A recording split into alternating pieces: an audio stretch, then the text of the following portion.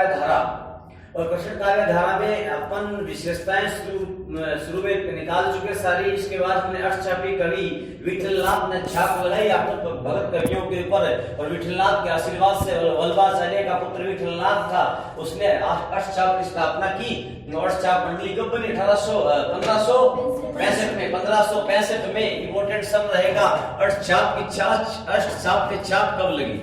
अष्टचाप की छाप तो 1565 में अष्टचाप में छाप लगती है, 6-5 में छाप लगती है, 6-5 में छाप लगती है, याद रखना चाहिए। और 1865 में क्या हुआ था, कभी पता हो तो? चार्ल्स इलियट ने प्रमाण राशियों को किस नाम से प्रकाशित करवाया था? आला खंड के नाम से प्रकाशित करवाया था किसने? इलियट ने 1865 में। 1965 में गणपति चंद्र गुप्त का इतिहास आया था, हिंदी साहित्य का वैज्ञानिक इतिहास करवाया 1965 में। 65 वाले 3 जोड़ लेने चाहिए साथ में। तो 1565 में ये काम हुआ। तो 1564 में अकबर ने क्या किया था? 64 में अकबर ने जजिया कर माफ कर दिया था। जजिया कर माफ कर दिया था। जजिया कर वो कर होता है जो किससे लिया जाता है? जो किससे लिया जाता था? गैर मुसलमानों से लिए जाने वाला कर क्या कहलाता है? जजिया कर। गैर मुसलमानों से लिए जाने वाला कर, भूमि कर, जजिया कर कहलाता है। जो मुसलमान नहीं हो, हिंदू मान लो, तो जो मुसलमान नहीं हो वो गैर हो गए, मतलब हिंदू हो गए। मुसलमानों को छोड़ के जिनसे भी कर लिया जाए वो कर कौन सा? जजिया कर। और जजिया कर लगाया, समाप्त किया कि लगाया? समाप्त किया। अकबर ने कब किया? 1564 में समाप्त किया। अष्टचाप से 1 साल पहले कौन सा कर माफ कर दिया था? जजिया कर। और 1563 में तीर्थ यात्रा कर माफ कर दिया था। कौन सा कर? तीर्थ यात्रा कर माफ कर दिया था। 1562 में आपको पता है सांबर झील के किनारे भारमल ने भार बांध दिया था बल्ले। किसका? जोधाबाई का। जोधाबाई हरकाबाई का भार किसने बांधा था? अकबर के बल्ले। भारमल ने, बिहारी मल ने भार कब बांधा?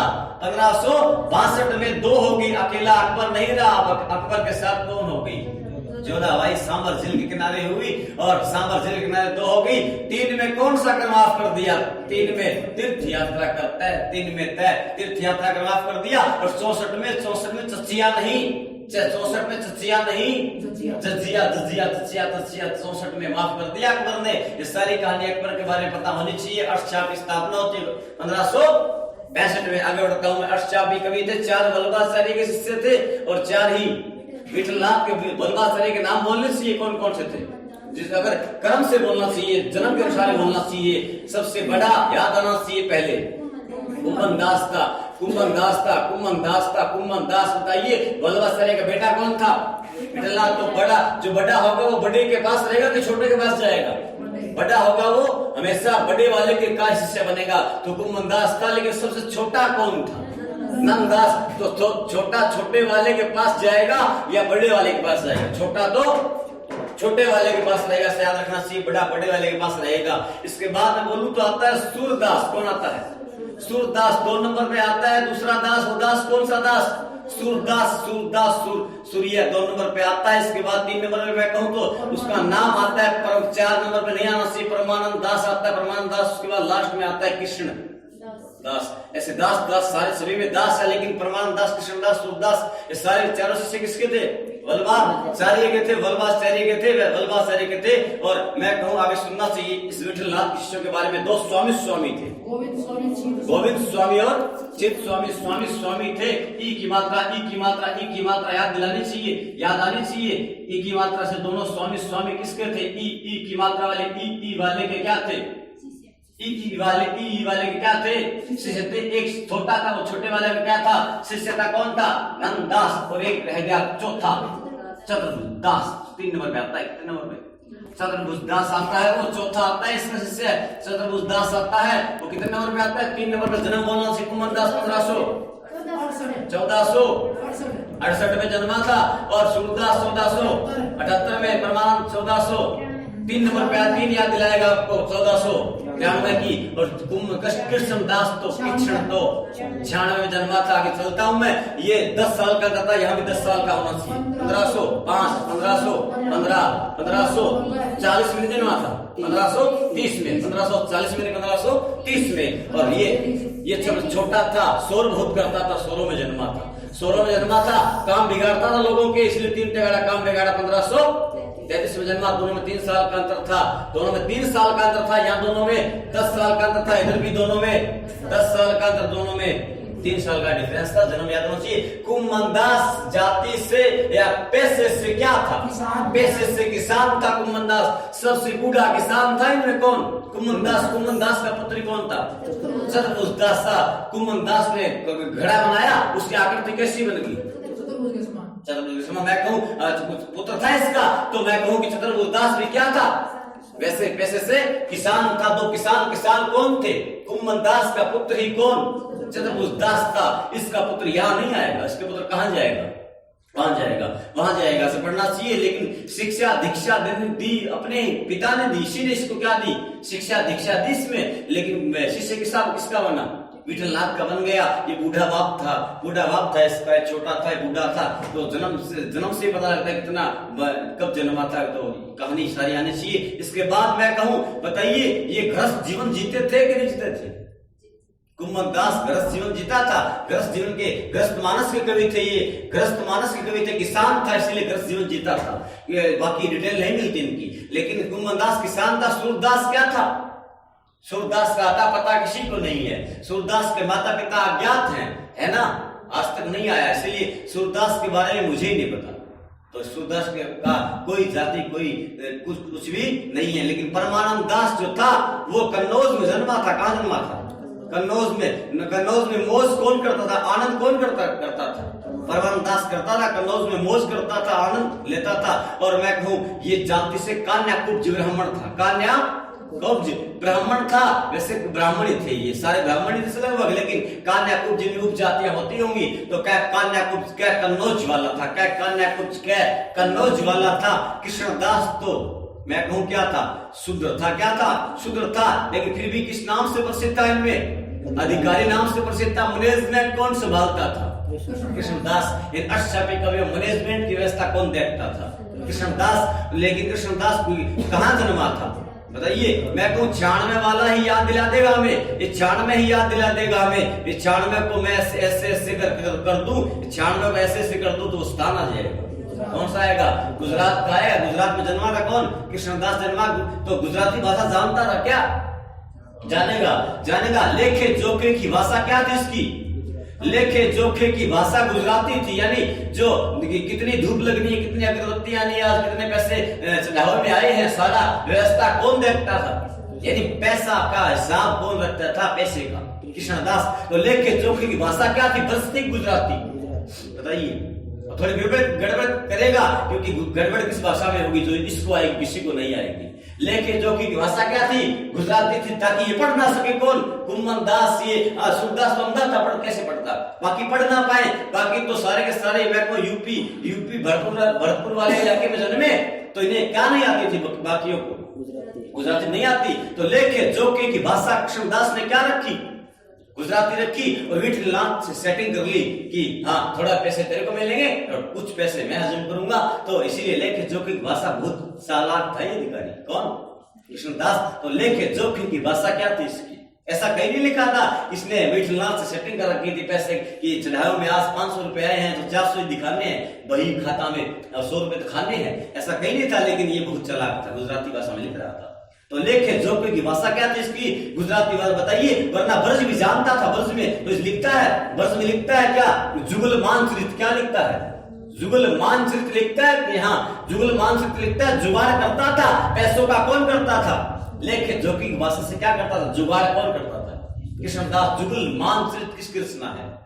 कृष्णदास की। पढ़ना चाहिए। मैं को लेखे जोखे की भाषा तो इसकी गुजराती थी, लेकिन काव्य भाषा क्या थी इसकी? ब्रज थी। ऐसा कौन सा अष्टचापी कवि था जो गुजरात का होने के बावजूद भी ब्रज भाषा का अच्छी पकड़ रखता था? कृष्णदास गुजरात का भी किस भाषा में अच्छी पकड़ थी? ब्रज भाषा का अधिकारी नाम से कौन प्रसिद्ध था? कृष्णदास था, अधिकारी नाम से प्रसिद्ध था। और विठलनाथ ने मैनेजमेंट की व्यवस्था संचालक किसे बनाया? अष्टछाप का, इसे बनाया मंडली का, कृष्णदास को बनाया। और क्योंकि वैश्य जाति से क्या था? शूद्र था। छोटे आदमी को बड़ा काम दिया, छोटे आदमी को बड़ा काम दिया, अधिकारी का काम दिया। पढ़ेंगे सारी कहानी बाद में। लेकिन गोविंद स्वामी और नंददास जो दोनों जाति से क्या थे? सनाड्य ब्राह्मण क्या थे? सनाड्य ब्राह्मण। वैसे ब्राह्मण ही थे सारे, वैसे लगभग सारे ब्राह्मण थे। लेकिन गोविंद स्वामी और मैं कहूँ कि गोविंद स्वामी और नंददास दोनों क्या थे? गोविंद और नंद दोनों क्या थे? गोविंद और नंद दोनों ही सन गोविंद और नंद दोनों ही सन गोविंद और नंद दोनों ही सन से मतलब सनाड्य ब्राह्मण था। और चित्त स्वामी पुरोहित था। क्या था? पढ़ चुके क्या हम ये? चित्त स्वामी क्या था? पुरोहित था। चित्त था कि हित था? बोलना चाहिए। चित्त था कि हित था? पुरोहित था, हित था, चित्त था, इसलिए पुरोहित था। वो कौन था? चित्त था, चित्त स्वामी था। चतुर्दास क्या था? मैं कुछ का पुत्र था, इसीलिए क्या था? किसान था। कुछ कामगार, कुछ जातियां निकाली हमने। क्या पता आदमी से ये पूछ ले कि जातियों को सुमिलित कीजिए, तो थोड़ा बहुत डीपली प्रश्न बनता है। जेआरएफ का लेवल का प्रश्न है। तो हरियाणा कॉलेज की भर्ती आई हुई है और किसी ने नेट कर रखी है, फॉर्म भरना चाहिए। और नेट के फॉर्म भी आ चुके हैं।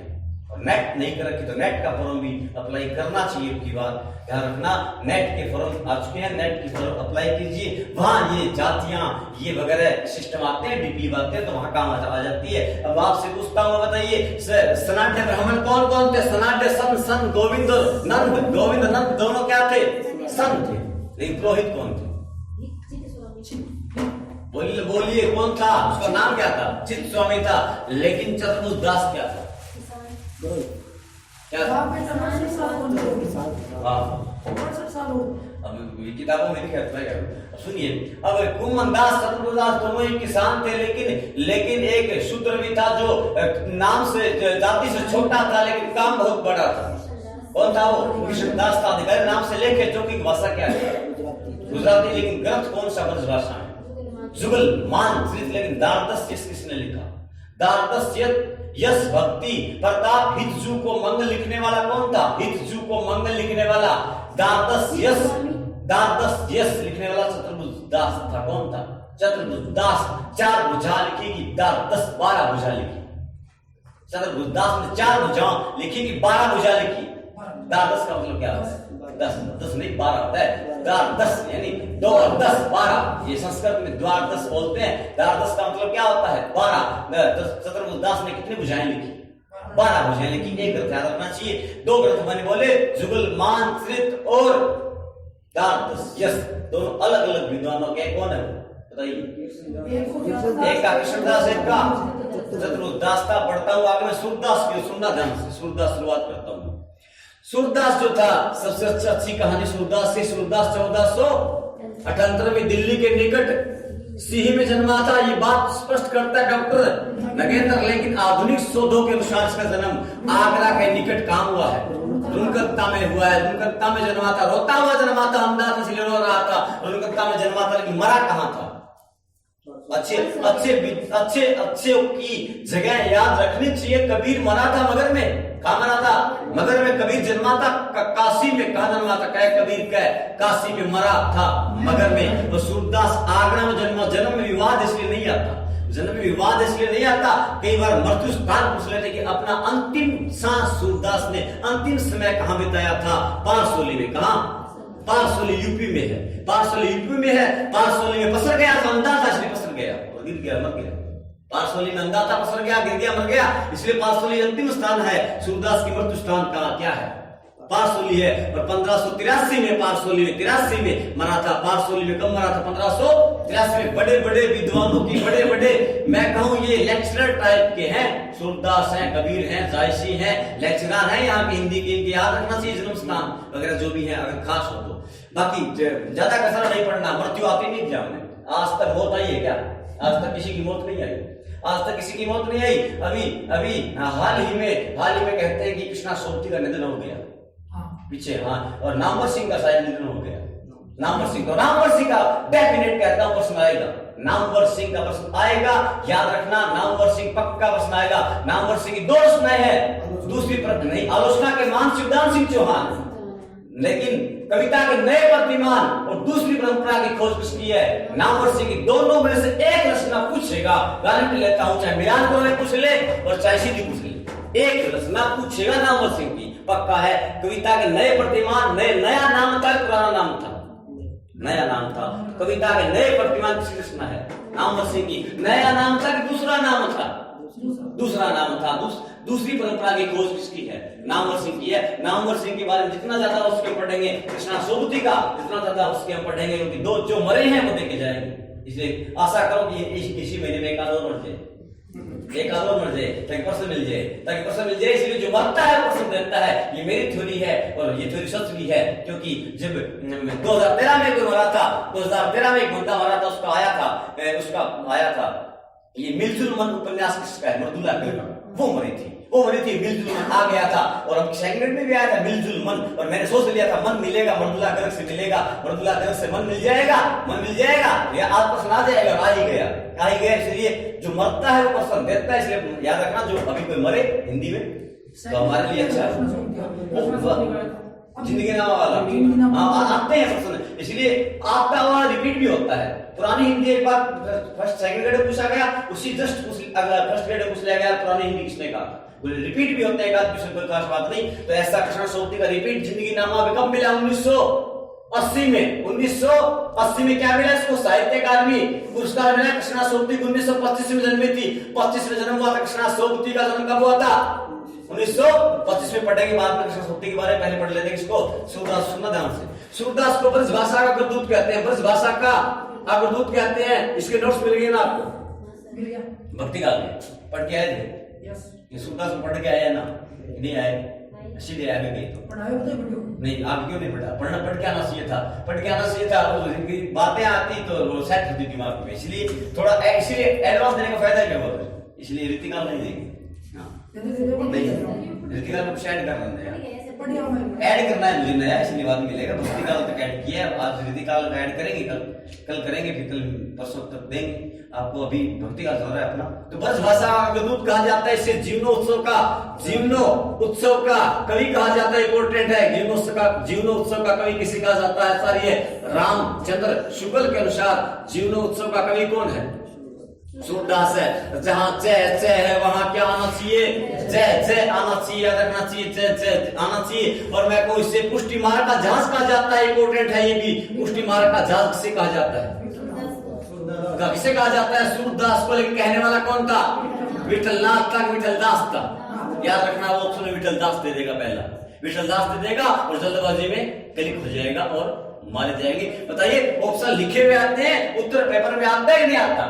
150 उत्तर दे दिया विषय में, 150 उत्तर मिलते हैं, उत्तर सामने होते हैं, हमें तो क्लिक करना है बस, यदि लिख के आना है। बताइए, हमें तो गुड ही करना है, गोला ही करना है उत्तर पे, ऐसा करना है, उत्तर तो लिखा हुआ होता है, इसलिए 150 के 150 उत्तर होते हैं हमारे सामने। कितनी अच्छी बात है, कितना अच्छा ऑप्शन होता है हमारे सामने कि 150 उत्तर सामने, फिर भी उत्तर नहीं कर पाते, फिर उत्तर नहीं कर पाते। इसलिए कितनी अच्छी बात है विषय की कि ऑप्शन नहीं, ऑप्शन अगर सीधा आ जाए तो वन लाइन में लिखो, फिर तो मेरिट 20% ये होने वाला है। अभी 4 ऑप्शन, अभी कितने ऑप्शन आ रहे हैं? 4। अब थोड़े दिनों में देखना 5 ऑप्शन आएंगे, 5 ऑप्शन आएंगे, इनमें से कोई नहीं जुड़ेगा ऑप्शन 5 में इनमें से, क्योंकि मेरिट क्या हो रही है 80, 85, 90। जब 100 चली जाएगी फिर क्या करेंगे?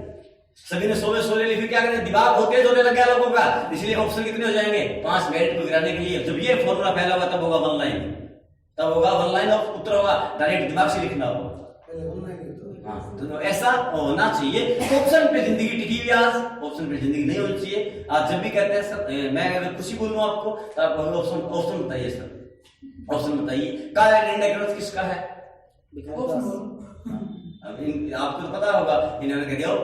जैसे ऐसे कई बातें होती हैं तो उनको हमारा दिमाग ऑप्शन मांगता है, ऑप्शन वाले दिमाग को बंद कीजिए, डायरेक्ट उत्तर देने का प्रयास कीजिए। जब डायरेक्ट उत्तर देगा दिमाग तो सिलेक्शन हो जाएगा, पेपर में अपने आप उतर आएंगे दिमाग में और क्लिक होगा। मैं गारंटी लेता हूं। ये गलती मत कीजिएगा कि विठलनाथ था, विठलदास था। क्या था ये? विठलनाथ था, विठलनाथ ने श्रृंगार रस मंडल लिखा। बैठे बैठे कौन सा मंडन किया था इसने? श्रृंगार रस मंडन किया था। श्रृंगार रस मंडन ग्रंथ किसका है? किताबों में बहुतों में गलत है, और बात करेगा नहीं है, किसका है? विठलनाथ का है। श्रृंगार बैठे बैठे कौन कर रहा था? श्रृंगार बैठे बैठे श्रृंगार का मंडन कौन कर रहा था? बैठे बैठे विठलनाथ श्रृंगार का मंडन कर रहा था। मंडन कर रहा था कि छाप लगा रहा था? दोनों काम कर रहा था। मंडन भी कर रहा था, श्रृंगार का मंडन भी कर रहा था, बैठे बैठे छाप भी लगा रहा था। कौन सा? विठलनाथ। कहते हैं अकबर ने इससे, अकबर ने विठलनाथ को, कहते हैं अकबर ने विठलनाथ को गोकुल व जेतपुरा की जागीर दी थी। गोकुल व जेतपुरा की जागीर किसे दी थी? अकबर ने। विठलनाथ, इसका मतलब विठलनाथ मिला था अकबर से, इसका मतलब मिला था। चार मिल गए, चार मिल गए। मिलने वाले कौन कौन मिले थे बताइए? संत काव्य में दाऊद दयाल मिला, कुंभन दास मिला, और कहते हैं सूरदास भी मिला था। एक बंदे ने तान सुनाई, तानसेन के माध्यम से, तानसेन के माध्यम से मिला था। इंपोर्टेंट है, तानसेन का माध्यम बनाया, तानसेन ने अच्छी तान सुनाई। अंधा था सूरदास, और बहकावे में आगे चला गया किसके पास? अकबर के पास। कहते हैं मिलाया था दोनों को। कहा अकबर इनको? कहा मथुरा में। कहा मिलाया था? मथुरा में। आगरा में नहीं करना, मथुरा में मिलाया था। अकबर आगरा में नहीं मिला था, अकबर कहाँ मिला था? मथुरा में मिला। मथुरा के पेड़े को सीधे वहां मिला था, पेड़े खाने गया था, सूरदास अंधा था, वहां पे तानसेन के माध्यम से मिला। इस बात की पुष्टि करता है कविवर हरिराय। हरिराय के अनुसार ये बात है। किसके अनुसार है? ऐसी राय कि तानसेन तान सुनाई, अकबर से मिलने चला गया सूरदास। ऐसी राय किसने दी? हरिराय ने दी। ये बात नोट मैंने अभी परसों ही नई बात की है, मुझे भी नहीं पता था पहले मुझे नहीं पता था। इसलिए पढ़ना चाहिए, ज्यादा पढ़ना चाहिए। आपको नहीं पढ़ना चाहिए, आप जितना पढ़ाऊं उतना ही पढ़ना चाहिए। एक्स्ट्रा तो कचरा तो मैं निकाल रहा हूँ, कचरा कौन सा है और बढ़िया बात कौन सी। इसलिए कचरा आप ज्यादा पढ़ते हो, इतना ही शौक है पढ़ने का तो डॉक्टर नगेंद्र लाइए और पढ़िए। जितना ज्यादा शौक है पढ़ने का उसको नगेंद्र लाना चाहिए, पढ़ना चाहिए। लेकिन जिसको लगना हो सिलेक्शन से यही पढ़ना है, ये हमें ज्ञानी बनना है कि सिलेक्शन लेना है? पहले सिलेक्शन लेना, बाद में ज्ञानी बनते रहिएगा, कोई नहीं पूछेगा। बाद में ज्ञानी बनते रहिएगा। अगर आपको अच्छा है, पढ़ने का शौक हो तो ज्ञान लीजिए, उस ज्ञान को डिवाइड कीजिए। ये कोई आप है ना, ये बहुत बुरी आदत होती है खासकर लड़कियों में कि ज्ञान को बांटना नहीं, ज्ञान को बांटना नहीं है। ईर्ष्या प्रवृत्ति होती है। दूसरा अगर कोई पूछ लेना इसका उत्तर क्या है, मुझे तो आता हो तो भी नहीं बताते। क्यों? क्योंकि उनको पता है इनको इसको पता लग जाएगा, याद हो जाएगा। इसके तरीका नहीं बताते। ये तरीका ज्ञान बांटने से बढ़ता है, याद रहता है, याद रहता है। ज्ञान याद रहता है, बांटने से याद रहेगा। मैं बोलता हूं तो मुझे याद है, आज यहाँ बोल रहा हूँ, कल लाहौर बोलूंगा। बताइए मेरे ज्यादा याद हुआ कि कम हुआ? ज्यादा याद होता है। इसीलिए कहते हैं, इसीलिए आपको आप सपोज कर रहे हो कि सर के ऐसे वर्बली कैसे बोल रहे हैं, पता नहीं आगे की क्या पिक्चर बना रखी है इन्होंने, कैसे देंगे। तो मतलब ज्ञान है, उसको बांटना सीखो, बताना सीखो, छुपाओ मत। ये नहीं कि ये मत सोचो कि मैं इसको बता दूं ये लग जाएगा मैं रह जाऊंगा, नहीं लगेगा वही नहीं जिसने मेहनत की है, जिसने मेहनत की है। किस्मत तो वहां पॉइंटों में काम आती है, जब पॉइंटों में रहते हैं वहां किस्मत कह सकते हो, लेकिन जहां लगेगा वो इसने मेहनत की है। तो ऐसे पढ़ना चाहिए, बताना चाहिए हर एक को। जब कोई पूछे तो उसको तरीका समझाना चाहिए ताकि खुद के याद। और मैं ग्रुप बना के पढ़ाता था गंगानगर में, 3 महीने पढ़ाया था मैंने, 4-5, उसमें 500 में से 4 लग गए हम फर्स्ट ग्रेड। मैंने पढ़ाया था उनको, मैंने ही पढ़ाया। पहली बार प्रयास किया कि मैंने ग्रुप में वो उनको मेरा तरीका अच्छा लगा हिंदी पढ़ाने का। उन्होंने कहा सर साहित्य पढ़ाओ, और मैं जब रट के जाता रट के तैयार होके कि क्लास लेनी है, मतलब पहली बार क्लास रोमांच, और उनमें कोई क्वेश्चन करते तो मैं कहता मुझे नहीं आता, क्योंकि वो फीस कर दे रहे थे। नहीं आता। फिर मैं नई तरीका निकालता, मैं तरीके से पढ़ाने लग गया और वही से सीख लिया। उनको पढ़ाया, ज्ञान मैंने ले लिया, सीखा मैंने ज्यादा और सिलेक्शन हो गया। उन 5 में से 4 हो गए, 1 रह गया, क्योंकि वो ज्ञानी बन रहा था, वो ज्ञानी बनता था। नगेंद्र पढ़ाएगा ज्ञानी बनता है, ज्ञान लो। क्योंकि मैं तो एक टीचर के आदेश में चला, ज्ञानी नहीं बनना, हमें वो चीज लेनी है जो एग्जाम में आ जाए, बस उसके बाद पढ़ो, जी भर के पढ़ो।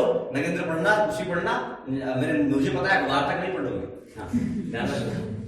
तो हाँ, पुष्टि मार्ग का जहाज कहा था कवि विठलनाथ ने, बैठे बैठे कह दिया। और पुष्टि मार्ग का जहाज सूरदास अंधा था, दिखता नहीं था सूरदास को। और जहाज भी अंधा होता है, पानी वाला जहाज है, ये हवाई जहाज नहीं है, पानी वाला जहाज है, हवाई जहाज नहीं है। सूरदास अंधा था, दिखता नहीं था, जहाज को दिखता नहीं है। पानी में ऐसे ही चलता है, ज्यादा मात्रा में पानी में डूबा रहता है जहाज, कम मात्रा में भरता है जहाज, ज्यादा अंदर डूबता है जहाज। इसीलिए पुष्टि मार्ग का जहाज कहा जाता है किसको? सूरदास को कहा जाता है। इंपोर्टेंट है, किसने कहा था? विठलनाथ ने कहा था। मैं कहूं इसको खंजन नैन कहा जाता है। खंजन नैन कहने वाला कौन था? इंपोर्टेंट है, अमरलाल नागर ने। और अमरलाल नागर ने एक उपन्यास लिखा, कौन सा? खंजन नैन, और एक और लिखा था तुलसी पे मानस का हंस, नाचो बहुत गोपाल, ये इसका है, किसका है? नाचो बहुत गोपाल, नाचो बहुत गोपाल किसका है? अमृतलाल नागर का है। खंजन नैन अमृतलाल नागर का है, जो अमृतलाल नागर ने अमृत पी रखा था, यह शराब पी रखी थी, अमृत पी रखा था, और अमृत पी करके, शराब पी करके, अमृत पी करके बहुत ज्यादा क्या किया? डांस किया। इसलिए अमृतलाल नागर का उपन्यास जो मैं पिछले 2-3 कोचिंगों में बता चुका हूं कि उपन्यास आना चाहिए कभी ना कभी, और क्यों नहीं आ रहा पता नहीं क्यों नहीं आ रहा, और किसी को हुआ क्या है? इसलिए नाचो बहुत गोपाल इंपोर्टेंट उपन्यास है। उपन्यास किसका है? अमृतलाल नागर का, नाचो बहुत गोपाल। नगर में अमृत पी पी के कौन नाचा था? नगर में कौन नाचा था अमृत पी के? अमृतलाल नागर नाचा था? नहीं, याद रखना चाहिए। नाचो बहुत गोपाल उपन्यास किसका है? अमृतलाल नागर का है। इसी ने तुलसीदास पे लिखा मानस का हंस लिखा, मानस के ऊपर मानस का हंस तुलसीदास के ऊपर लिखा। मानस का हंस कहा था, मानस मतलब रामचरित मानस, रामचरित मानस में मानस का अर्थ क्या है? मानस, वो मानस नहीं हम कहते हैं कि मानस, ज्यादा मानस हो जाएगा। हाँ, मानस का अर्थ है हृदय, क्या है? हृदय। रामचरित मानस में मानस का अर्थ क्या है? हृदय। रामचरित मानस के कौन से कांड को रामचरित मानस का हृदय कहा जाता है? नहीं, अयोध्या कांड को। किसको कहते हैं? अयोध्या कांड को रामचरित मानस का हृदय कहा जाता है। हृदय, आप हृदय बोलते, शुद्ध बोलो, मैं तो शुद्ध बोले काम चला लूंगा। हाँ, जो भी हो बोलना चाहिए, मैं सीधा बोलता हूँ, चाहे इनमें मात्राओं की भरपूर गलतियां होगी, लेकिन काम बन गया तो ऐसे काम बनाना है, इसलिए बाद में गलतियां निकालते रहना। बताइए, आंवला होता है, आंवला जो होता है, आंवला जो होता है, इसमें चंद्रबिंदु लगता है ना, लगता है आंवला। आंवले में सबसे ज्यादा विटामिन सी होता है। विटामिन सी ज्यादा किसमें होता है? आंवले में लिखा हुआ है ना सी, देखो क्यों नहीं लिखा हुआ? विटामिन सी है ना, ये किसमें विटामिन सी ज्यादा होता है? आंवले में। मिर्च में कौन सा विटामिन होता है? मिर्च में विटामिन ए बी सी, हर चीज में ट्रिक नहीं लगती, नहीं, हर चीज में ट्रिक नहीं लगती, मिर्च में विटामिन, मिर्च खा के देखिए, सी विटामिन कौन सा? सी। कौन सा विटामिन? सी होता है मिर्च में, विटामिन सी। ज्यादा विटामिन सी किसमें होता है? आंवले। मिर्च खाने के बाद सी की आवाज आती है कि ए की आवाज आती है? सी की आवाज आती है, इसलिए मिर्च में ज्यादा विटामिन सी होता है। साइंस भी ऐसे ही पढ़नी चाहिए, साइंस भी ऐसे ही पढ़नी चाहिए। साइंस पढ़ने का तरीका अजीबोगरीब है, कभी बताऊंगा मैं आपको।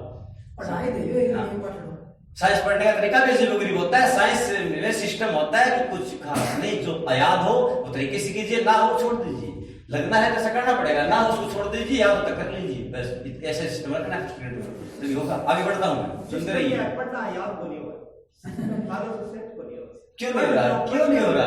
ज्यादा, मैंने कहा 12 पढ़ो मत, ज्यादा पढ़ो, उतना ही पढ़ो जितना याद होता है, जितना कैपेसिटी दिमाग की बनेगी, अपने आप पावर बनेगा दिमाग की। बताइए, आज आपका पहला दिन था, एक आज का दिन, 10 दिन हो गया, 15 दिन, क्या उस पढ़ने के तरीके से लेकर थोड़ा बहुत चेंज नहीं आया? क्या अंतर आएगा? गारंटी देता हूं, दिमाग काम करने लग जाएगा, और आप ऐसी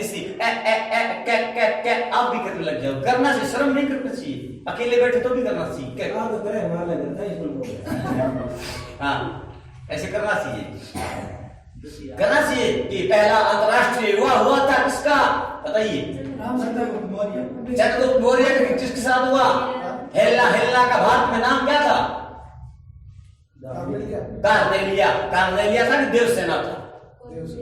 अब यहाँ ऑप्शन मिले, कार्नेलिया था, डायरेक्ट उत्तरांश से कार्नेलिया ही था। हेल्ला का विवाह हुआ किससे? चंद्रगुप्त मौर्य से। सेल्यूकस निकेटर के पुत्री का नाम सेल्यूकस निकेटर आया था। दूसरा यवन आक्रमणकारी 3-5 करने आया, 305 में आया। 3-5 करने कौन आया था? Seleucus Nicator. 3-6 करने के लिए कभी मैंने कहा सिकंदर आया था। तो 0 शताब्दी को बढ़ रहा हूं मैं, 0 शताब्दी की ओर बढ़ रहा हूं मैं। सुनना ध्यान से, सारी कहानी फिल्म है मौर्य काल की, और फिल्म छाप दूं मैं 5 मिनट में। बोलूं, सुनते रहिए। मैं बोलूं कि मौर्य काल जो है, मौर्य काल से पहले से कौन आया गया था? सिकंदर महान आया था। कभी मकदूनिया का राजकुमार 3-6 करने के लिए पोरुष के राजा, पंजाब के राजा को हरा के गया था वहां पे। स्पीड ज्यादा, पंजाब के राजा को पोरुष को हराया था, और आंधी थे, आपको बताया था, आत्मसमर्पण कर दिया था जाते जाते, और पंजाब झेलम का युद्ध किया था और 3 दूनी 6 करके गया था। झेलम में 6 करके गया था। झेलम श्रीनगर के किनारे बसा हुआ शहर है। झेलम को बसाने वाला अशोक है। कौन है? अशोक। ये बात करता है कर्ण लिखता है राजतरंगिणी, और राजतरंगिणी वो राजतरंगिणी जो है कर्ण कनिष्ठ की सभा में लिखता है राजतरंगिणी। संस्कृत में लिखे जाने वाला पहला ऐतिहासिक ग्रंथ कौन सा है? राजतरंगिणी है। राजतरंगिणी है कि कनिष्ठ के समय ही चौथी बौद्ध समिति का आयोजन होता है कुंडलवन के कश्मीर में। कुंडलवन कश्मीर में आयोजन होता है, चौथी बौद्ध समिति का होता है। और मैं कहूँ अशोक जो है, सम्राट अशोक के बारे में अच्छा आना चाहिए, सारी कहानी बोलता हूं मैं। 3 दूनी 6 करने के लिए आ गया, और 3 5 मैं एक ही बात कहता हूं, C4 Chandragupta, B4 Bindusara, A4 Ashok. अंतिम राजा एक उल्टा कर तो B4 भरतक, V4 भरतक उल्टा होते ही अंत हो जाता है, मौर्य काल का अंतिम राजा वैदर्थ था। कौन था? वैदर्थ था। और मैं कहूं कि C4 चंद्रगुप्त मौर्य का शासन याद रखना चाहिए। 3 दूनी नहीं 326 में वो आया कौन? हाँ 3 2 1 3। चाणक्य ने कहा उल्टी गिनती गिनता हुआ घराना को मारना है। 3 2 1 321 22 इस साल 20 हाँ सॉरी नहीं 21 22 नहीं सुनिए 322 321 दोनों आने गए हैं। 322 से 321 है, इसका उल्टा है। 322 से 321 मैंने याद एक संशय किया, वो क्या था? 321 दोनों ऑप्शन में आए। किस्मत ने कब शासन किया? उत्तर होगा 322 दोनों ऑप्शन में आए तो 322 करना चाहिए। अगर ये दिया ही ना हो तो 321 दोनों ही माने जाते हैं। ज्यादा करेक्ट आंसर क्या है? 322। 3 दूनी 1 याद रहा तो 322 भी रहेंगे। अब 322 से लेकर कब तक रहा? 298 तक 298 तक रहा। तो बताइए 305 इस किस्म में आएगा कि नहीं आएगा? आएगा ना। तो 3-5 करने कौन आया था? सेल्यूकस निकेटर, दूसरा यूनानी आक्रमणकारी। 3-5 करने के लिए किस किस्म में आया था? चंद्रगुप्त मौर्य के समय आया था। और इस बिंदुसार का शासन कब तक रहा? 298 से 272 तक। 272 तक, क्योंकि मैं माइनस क्यों कर रहा हूं? क्योंकि हम आ रहे हैं किस शताब्दी की ओर? 0 शताब्दी की ओर। और 0 शताब्दी से 4 साल पहले जन्मा था। 4 ईस्वी पूर्व कौन जन्मा था? 4 ईस्वी पूर्व ईसा मसीह जन्मा था। कौन जन्मा था? ईसा मसीह। 0 शताब्दी से कितने ईस्वी पूर्व जन्मा था? 4 ईस्वी जन्मा था। 33 साल जिया था मात्र। कितने साल? 33 साल जिया था। कितने साल जिया था? 33 साल। 29 ईस्वी में से मैं कहूं वो क्रॉस के निशान के ऊपर से लटका दिया गया था। क्रॉस के निशान पे ईसा मसीह वाला क्रॉस का निशान जानते हैं, प्लस का निशान, उस पर लटकाया गया था। 29 ईस्वी में लटकाया गया। कितने साल का था ईसा मसीह? 33 साल का। वो 0 सन की बात कर रहा हूं मैं, ईसा मसीह के 0 सन की बात कर रहा हूं। उस 0 सन से पहले का सन था 298 से 272 तक बिंदुसार था। 72 तक कौन था? बिंदुसार था। 7-2 पिता कह रहा था, अशोक का पिता कह रहा था 7-2 लेकिन नहीं दिया अशोक ने 7-2। और 72 से 232 तक अशोक का काल कितने साल का है? नहीं 40 साल। कितने साल का है? 40 वर्ष शासन किया था महान सम्राट अशोक। लेकिन पुराणों के अनुसार शासन करता है अशोक कितने साल? 37 साल। कितने साल करता है? 37 साल करता है। पुराणों के अनुसार कितने साल करता है? 37 साल करता है। अन्य ग्रंथों के अनुसार अशोक करता है 40 साल शासन करता है। दोनों ऑप्शन सही है। कैसे? बाद करेंगे, अभी बात कराते हैं। 3-5 करने के लिए कौन आया था? सेल्यूकस निकेटर आ गया था। सुनना ध्यान से, सेल्यूकस निकेटर आ गया 3-5 करने के लिए। और उसने जब चंद्रगुप्त मौर्य पर अटैक किया तो हार गया कौन? Seleucus Nicator. तो दहेज में क्या देना पड़ा? बेटी देनी पड़ी, विवाह करना पड़ा। और हेलना का विवाह किया। हेलना का अपनी पुत्री का विवाह, हेलना नाम था। हेलना हेलीकॉप्टर से आई थी। कैसे आई थी? हेलना हेलीकॉप्टर से आई थी। पहला अंतरराष्ट्रीय विवाह हो गया। पहला अंतरराष्ट्रीय विवाह हुआ किससे? चंद्रगुप्त मौर्य से हुआ। और हेलना का भारत में नाम कार्नेलिया हो गया। क्या हो गया? कार्नेलिया। और कार्नेलिया का गीत हिंदी में है। कार्नेलिया का गीत हिंदी में है, जो प्रसाद के नाटक चंद्रगुप्त का है। प्रसाद का नाटक कौन सा? चंद्रगुप्त का भाग है। कार्नेलिया का गीत है। और अरुण मध्य में देश मारा देवसेना का गीत है, जो स्कंदगुप्त में है। स्कंदगुप्त में है देवसेना का गीत। हमारे जो प्रसाद का नाटक स्कंदगुप्त है 28 में लिखा गया। और मैं कहूंगी स्कंदगुप्त में है आहे वेदना मिली विदाई, मैंने भ्रमवश मधुकरियों को भीख लुटाई। ऐसी देवसेना कहती है। और देवसेना इसकी प्रसिद्ध लाइन है, अधिकार सुख कितना मादक व सारहीन है। अधिकार सुख कितना मादक व सारहीन है। ये प्रसिद्ध लाइन इंटरव्यू में पूछते हैं। ये किसकी है? किस नाटक की है? स्कंदगुप्त की है कि अधिकार सुख कितना मादक व सारहीन है। ये लाइन किसकी है? स्कंदगुप्त नाटक है। ऐसे ऐतिहासिक नाटक लिखने वाला कौन था? जैसा अगर प्रसाद था, हजारी प्रसाद द्विवेदी था, वो भी था, ये भी था। ऐसे नाटककार दोनों थे, नहीं वो उपन्यासकार, सॉरी, हजारी प्रसाद द्विवेदी उपन्यासकार था। ऐसे मैं बात कर रहा था, चंद्रगुप्त मौर्य जो था उसने 3 पास करने कौन आया, सेल्यूकस निकेटर, हेलेना का ही नाम था, कार्नेलिया के साथ साथ दहेज में मैक्सिनिस मिला। दहेज में क्या मिला, मैक्सिनिस आया था। कौन आया, कौन सा यानी राजदूत आया था, मैक्सिनिस। आते क्या लिखी, इंडिका लिखी। बताइए हेलेना हेलीकॉप्टर से आई थी कि कार से आई थी, कार्नेलिया कार से आई थी, कार्नेलिया कार से आई थी, कार थी उसके पास, इंडिका कार थी। कौन सी कार थी, इंडिका जानते हैं सारे, वो सारे इंडिका कार थी, कार्नेलिया थी और हेलेना का नाम ही कार्नेलिया था। सारी कहानी पढ़नी चाहिए। और साथ में 4 प्रांत मिले किसको, हाँ, काबुल, कंधार, जुड़ा श्री वाले। और ये तेहरान इराक वाला इलाका मिल गया, 4 इलाके मिले, सारे शरीर से यह कंधार काबुल, जुड़ो टिक्स मिला, कुल मिला के बोलूं कि सारे शरीर पे ये वो प्रदेश मिल गए किसको, ऐसे कहानी याद आनी चाहिए, तब बात बनती है। ऐसे नहीं होता सिलेक्शन, तो तब होगा जब दिमाग काम करेगा फास्टली।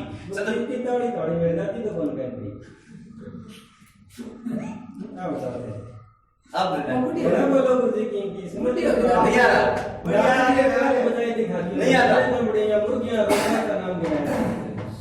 क्यों, काबुल मिला, कंधार मिला, काबुल मिला, जुडोटिक्स नाम था प्रदेश का, जुडोटिक्स मिला, जुडो मिला, काबुल मिला, कंधार मिला, ये तेहरान ईरान वाला इलाका तेहरान मिला। 4 प्रांत मिले थे इसमें किसको, चंद्रगुप्त मौर्य को कितने प्रांत मिले, 4 कहते हैं। मैक्सिनिस ने कहा था इंडिका में कि लोग घरों में ताले नहीं लगाते थे, लोग घरों में चोरियां नहीं होती थी। और वह फायान कहता है गुप्त काल में, चंद्रगुप्त विक्रमादित्य के समय के लोग घरों में ताले नहीं लगाते हैं। अगर चंद्रगुप्त विक्रमादित्य का नाम है तो फायान आना चाहिए, कौन आना चाहिए, फायान आना चाहिए। ये बात कहता है कि उस गुप्त काल में लोग घरों में ताले नहीं लगाते। लेकिन मौर्य काल का नाम आता है तो मैक्सिनिस ने कही ये बात इस पुस्तक में, इंडिका में कही कि चंद्रगुप्त मौर्य का शासन इतना अच्छा था कि लोग घरों में ताले नहीं लगाते थे, चोरियां होती नहीं थी। और ये बात, ये ताले नहीं लगाती, बात कहने वाला कौन था, मैक्सिनिस की पुस्तक कौन सी थी, इंडिका। तो इंडिका गाड़ी में ताला लगा के आया कि नहीं आया,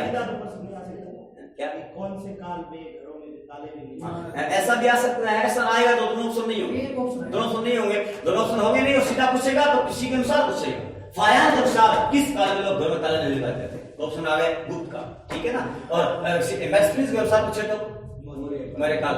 अब सारी कहानी सुनना, 3 पास करने आ गया, 3 पास करने के लिए आ गया कौन, सेल्यूकस निकेटर। सारी कहानी 3 पास में, 3 पास में हुआ हो गया, 3 पास में उससे प्रदेश मिले, 3 पास में क्या हुआ, 3 पास में राजदूत आ गया कौन सा, मैक्सिनिस आ चुका था। भारत में पहुंचने वाला, मौर्य काल के बारे में अच्छी जानकारी लिखी। लेकिन मौर्य काल के बारे में एक विष्णुगुप्त चाणक्य कौटिल्य के दरबार में था, उसने क्या लिखा, अर्थशास्त्र जो इतिहास संबंधी ग्रंथ है ना, नहीं राजनीतिक ग्रंथ है। अर्थशास्त्र क्या है, राजनीतिक ग्रंथ है। प्रशासन के बारे में कहा गया, क्या अर्थशास्त्र में कहीं चंद्रगुप्त मौर्य का नाम है, अगर होता तो मैं बोलता है नहीं है। उसने कहा एक राजा का प्रशासन, राजा को क्या करना चाहिए, राजा का दायित्व क्या होता है, ऐसा कहा एक राजा का नाम लिया, चंद्रगुप्त मौर्य का नाम उसने नहीं लिया।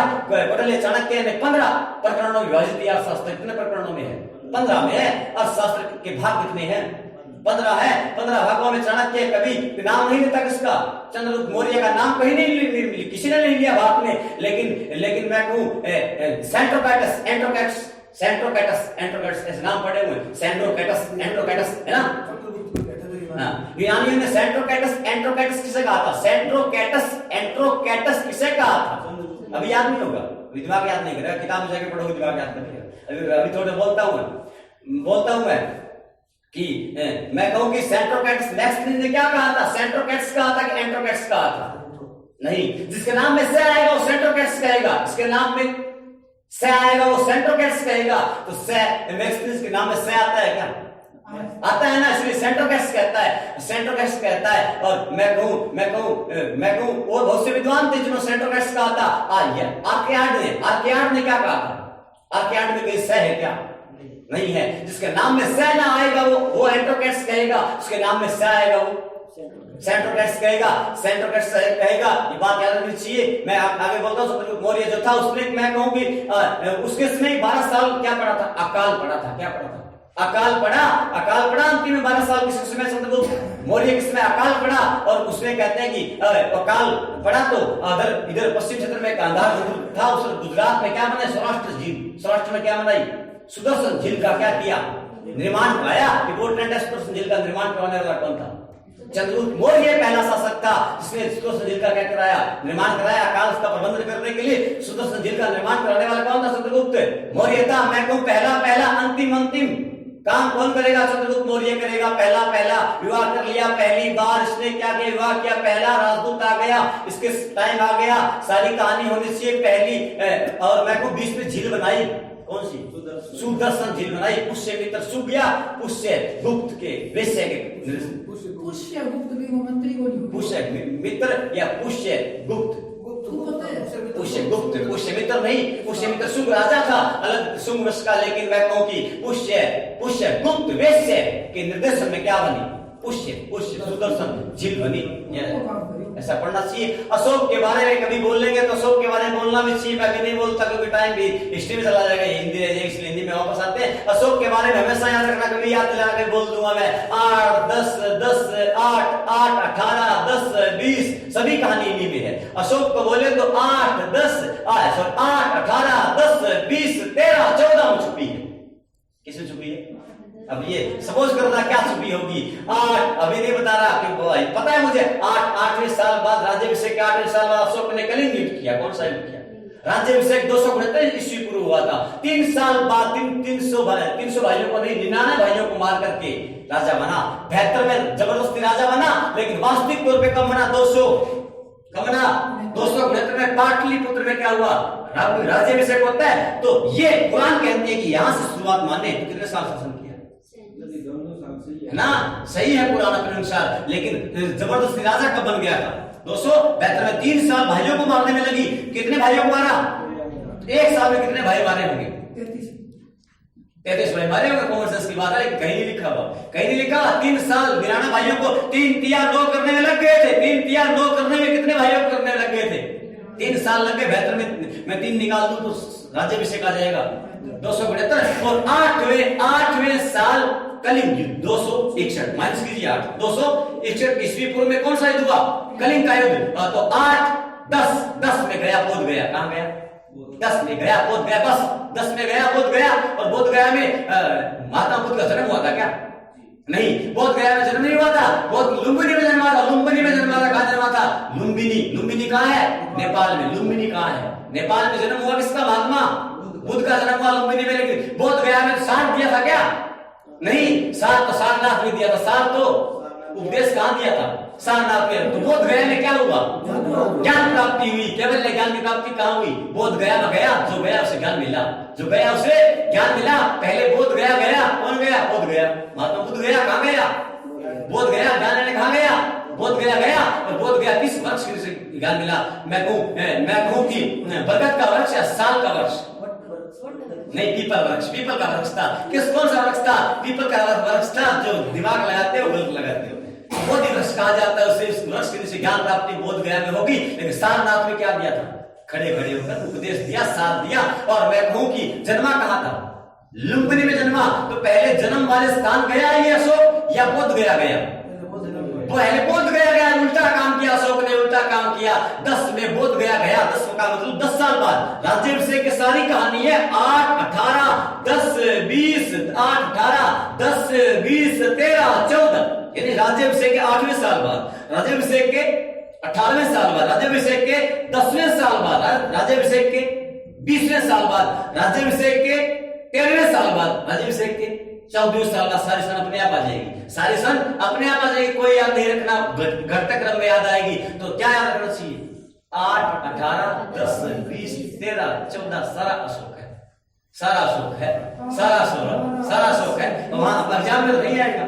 एग्जाम में अब कोई कहता है कोई तरीका थोड़ी है पढ़ने का, तरीका यही है, तरीका यही है पढ़ने का तरीका यही होता है। सीधा तो याद नहीं रखता दिमाग को। तो सार कहां दिया था बताइए? ऐसे पढ़ना चाहिए। अब कहोगे सर और तो 10 में क्या हुआ पता है? बोध गया 10 में बस बोध गया बस। जाना कहां चाहिए था? पहले कहां जाना चाहिए? जहां माता बुद्ध जन्मा था, लेकिन उल्टा काम किया। 10 में गया बोध गया। 20 में 20 में लुम्बिनी, 20 में लुम्बिनी, अंतिम में कहा गया लुम्बिनी गया, कहा गया लुम्बिनी में रुद्दी दमनदई नामक एक अभिलेख मिलता है। ऐसा नाम है ना, क्या नाम है? रुमनदई नामक अभिलेख मिलता है। कहा? लुम्बिनी से प्राप्त हुआ। तराई प्रदेश नेपाल में है लुम्बिनी। लुम्बिनी से प्राप्त कौन सा अभिलेख है इंपोर्टेंट आपके लिए? रुमनदई कहाँ है? रुमनदई इंपोर्टेंट है। रुमनदई अभिलेख जो है वो कहाँ से मिला? नेपाल के लुम्बिनी से। रुमनदई तराई प्रदेश से मिला। रुमनदई वहां गया, वहां कौन सा अभिलेख मिला? अशोक का कौन सा अभिलेख? अशोक का सबसे छोटा अभिलेख बोलूं तो यही अभिलेख। कौन सा? रुमनदई अभिलेख सबसे छोटा अभिलेख अशोक का। और अशोक के आर्थिक क्रियाकलापों की जानकारी मिलती है एकमात्र अभिलेख से। कौन सा अभिलेख? रुमनदई अभिलेख। बाकी तो प्रशासनिक कार्य है, प्रशासनिक अभिलेख है, लेकिन एक मात्र अभिलेख इसमें अशोक ने वहां टैक्स कर जो है 1/4 से घटा करके 1/8 कर दिया। 1/8 कर दिया। ये जानकारी कौन से अभिलेख से मिलती है? रुमनदई अभिलेख इंपोर्टेंट है। रुमनदई अभिलेख कहाँ है? अभी नेपाल में। कहा है? नेपाल में स्थान। रुमनदई स्थान कहाँ है? ये बात सकता है लुम्बिनी में। लुम्बिनी कहाँ है? नेपाल में है। वहां कब गया था? जन्मभूमि थी महात्मा बुद्ध की। 20 में। 10 में बोध गया गया 20 में। 20 में नहीं, सारी कहानी क्या बोल रहा हूं मैं? राज्याभिषेक के 10वें साल बाद, राज्याभिषेक के 20वें साल बाद, 8वें साल बाद और 13 में क्या हुआ पता है? वो धर्म महापात्र की एक अधिकारी नियुक्त किया। अशोक का धर्म प्रचलित है, नैतिक उत्थान करने के लिए धर्म महामात्र का की नियुक्ति कब की? 13वें साल बाद। कितने साल बाद?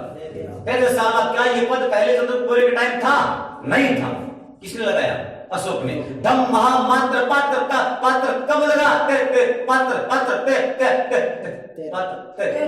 साल में कब लगा? 13वें साल में गया। और क्या कहते हैं, ये 14वें वर्ष में नेपाल के नलिया सागर में गया था। नेपाल के नलिया सागर में 14वें वर्ष में गया। 18वें वर्ष में तीसरी बौद्ध संधि का आयोजन होता है।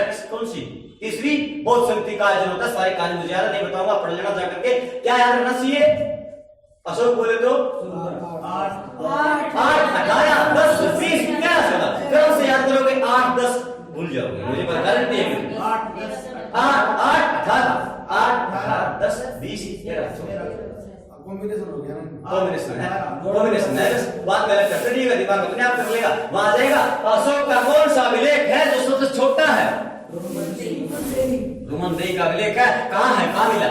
नेपाल में। स्थान कौन सा? लुम्बिनी। पहाड़ी इलाका की तराई का मैदान है। तराई का इलाका है। नेपाल का तराई का इलाका है। वहां कौन जन्मा था उस तराई की भूमि में? माता बुद्ध के बचपन का नाम क्या था? सिद्धार्थ था या मूल शंकर था? दयानंद सरस्वती का था। मैं ऐसे ही ऑप्शन देता हूँ जो दिमाग खराब होता है। दिमाग खराब होता है वही ऑप्शन आना चाहिए। आरबीसी यही तो करती है। मूल शंकर तो था तो सही किसका था? दयानंद सरस्वती का नाम मूल शंकर था। मूल नाम क्या था दयानंद का? मूल नाम क्या था? सरस्वती था या शंकर था? सरस्वती शंकर था, मूल शंकर था। लेकिन महात्मा बुद्ध का नाम सिद्धार्थ था या वर्धमान था? वर्धमान तो याद रहता है किसका था? यहाँ दिमाग में हो रही है, वर्धमान ही हो सकता है, पता नहीं। ये बोलेंगे तो हो भी सकता है, क्योंकि मैं गलत नहीं बोल सकता क्या?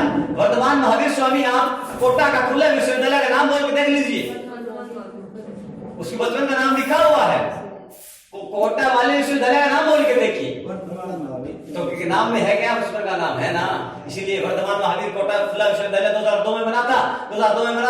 मैं कहूँ कि ये खुला विश्वविद्यालय जहाँ से हम बीएड कर सकते हैं, जहाँ से हम एमएड कर सकते हैं, एमए कर सकते हैं, विश्वविद्यालय कोटा में है। और इग्नू दिल्ली में है। इग्नू कहाँ है? दिल्ली में है। इग्नू पक्षी भी होता है। इग्लू होता है। क्या होता है? इग्लू होता है। इग्लू पक्षी होता है, लेकिन इग्नू खुला, इंदिरा गांधी राष्ट्रीय खुला विश्वविद्यालय खुला है। कोई भी चाहे कितना ही बड़ा आदमी हो, 60 साल का आदमी एमए कर सकता है, कोई दिक्कत नहीं है। तो 15 साल के माध्यम से बीएड होती है, जो भी होता है सिस्टम वहां से होता है, वहां से होता है। लेकिन हम बात कर रहे थे सूरदास के बारे में, बोलता हूँ सूरदास कहाँ रह गया? ऐसे याद होना चाहिए, ऐसे दिमाग खुलता है। हर चीज को कनेक्ट कीजिए, चाहे कोई सा भी चीज हो। कहाँ दिक्कत आती है? अशोक बोले तो क्या बोलना चाहिए? 18, 10, 20, 13, 14 कहानी पढ़ लीजिए, दिमाग सेट करता है तो, नहीं करता तो मुझे बोलना, फिर मैं कर दूंगा। क्या याद है? यहाँ पर डल तो समान है सर। कुछ है ही नहीं। सिस्टम दिमाग से पढ़ना, रटना, रट्टा लगाना तो गलत बात है सारी। मैं कहूं कि सुर कोटड़ा सभ्यता कहां है? एक है सूत कोटड़ा, सूत कोटड़ा, कोटड़ा ऐसे नाम है इसका। एक है सुर कोटड़ा, गुजरात में कहां है? और जहां सुत समुदाय बलूचिस्तान में कहां है? बलूचिस्तान कहां पड़ता है? पाकिस्तान। लेकिन मैं कहूं बलूचिस्तान पाकिस्तान में सुर कोटड़ा सभ्यता है। सुर कोटड़ा कहां है? गुजरात में। सुर कोटड़ा सभ्यता में सबसे पहले घोड़े की अस्थियों के अवशेष मिले, घोड़े की अस्थियों के अवशेष मिले। घोड़ा अड़ा, और कहां पड़ा? सुर कोटड़ा में आके पड़ा। अड़ा पड़ा तो टूट गई अस्थियां, है ना? तो अस्थियां कहां मिली? घोड़े की अस्थियां, घोड़ा अड़ा आके कहां पड़ा? सुर कोटड़ा में आके पड़ा। कोटड़ा में आके पड़ा। सुर कोटड़ा में कोटड़ा है कि नहीं है? कोटड़ा है, कोटड़ा है तो कटोरा भी है, कोटड़ा है तो कटोरा भी है। तो कटोरा में क्या करेंगे? पहले हम सुर कोटड़ा में पूजा करेंगे। क्या करना चाहिए? कटोरे से पूजा करनी चाहिए। और पूजा चावल और बाजरे से होनी चाहिए। चावल और बाजरे के अवशेष कहां मिले हैं? सुर कोटड़ा से मिले। लेकिन सबसे पहले चावल का रंग मिला, वो रंग महल से मिला। कहां मिला? रंग महल से चावल का रंग मिला था। क्या मिला था? रंग मिला। सिस्टम से याद करता है दिमाग ना, तो बहुत जल्दी याद होता है, लेकिन सीधा रटता है दिमाग। मैं कभी अशोक का तेरा अभिलेख बताऊंगा, बहुत आसान तरीका है। तो आप बताओ फर्स्ट पेपर कराना की तारीख पे और देगा। सुनते रहिए। नहीं ऐसे जल्दी साइकिल से बता दो, इतना टाइम नहीं है ना अभी। सुनते रहिए। हाँ, अभी तो जितना किया उतना ही।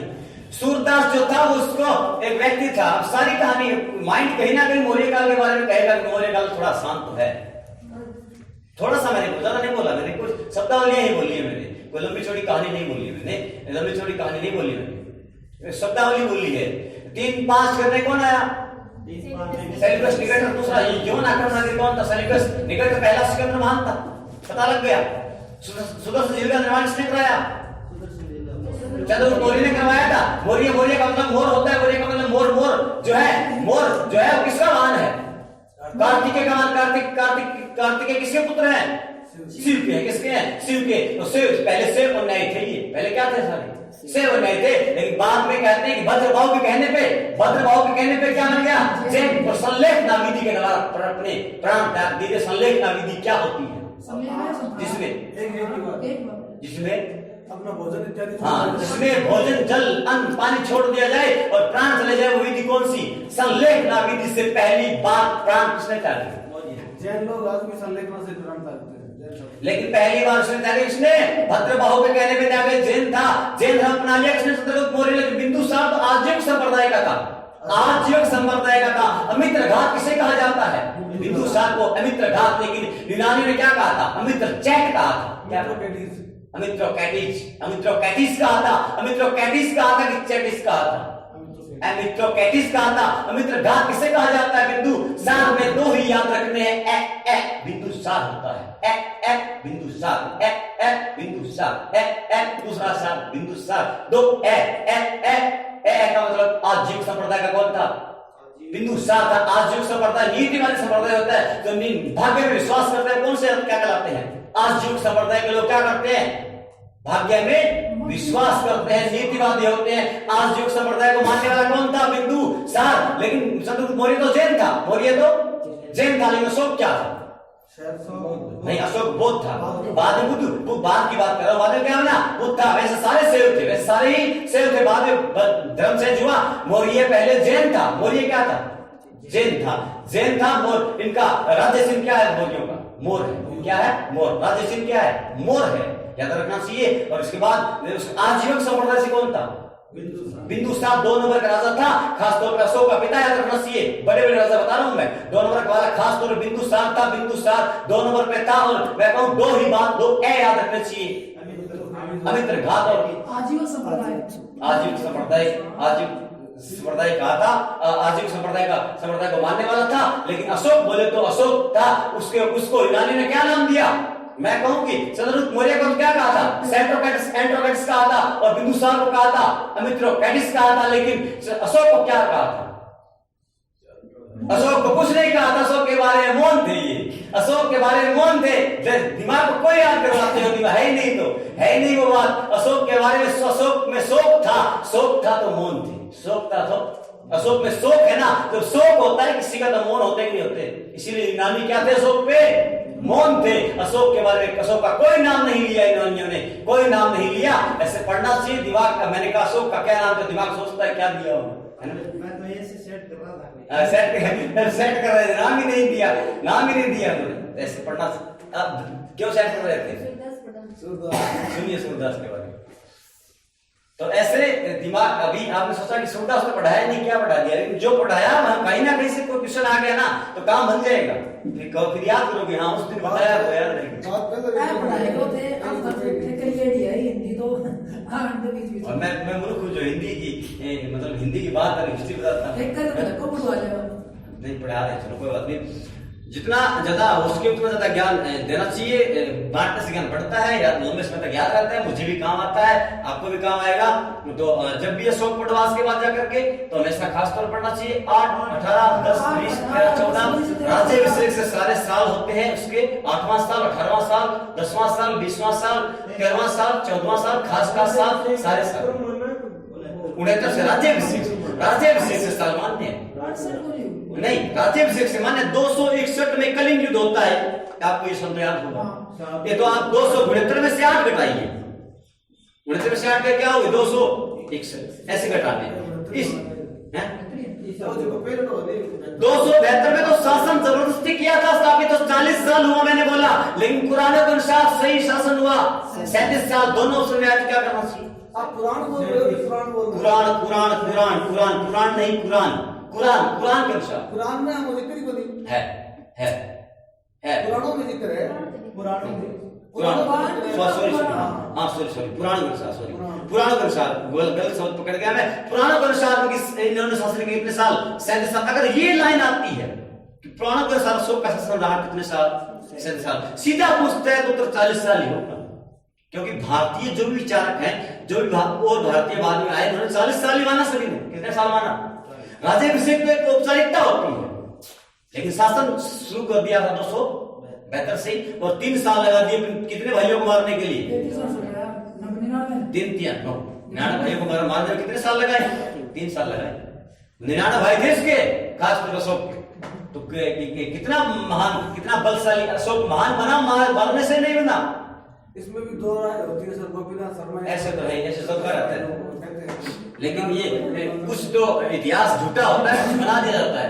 अब सुनिए सूरदास के बारे में। सूरदास को पुष्टिमार का जहाज महकूम ब्रज भाषा का करतूत कहा जाता है। सूरदास को खंजरनयन कहा जाता है। सूरदास जो है, इससे मैं कहूं कि सूरदास को चलती हुई पहली साहित्यिक रचना इन्हीं की मिलती है, सूरसागर। चलती हुई पहली साहित्यिक रचना इन्हीं की मिलती है, ये बात कहता है कौन? शुक्ल।